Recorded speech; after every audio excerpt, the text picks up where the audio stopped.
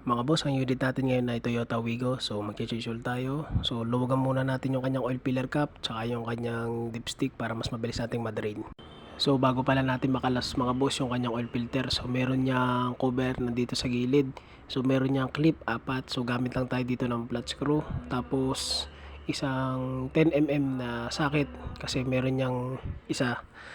Tapos gamit tayo ng long extension para makalas natin yung number 10 na yun. Kapag nakalasan natin yung cover na yan, so makikita na natin yung kanyang oil filter. So ayan, so gamit tayo ng filter wrench tsaka number 24 na open wrench para mas mabilis nating makalas. So lugan lang natin yung mga boss.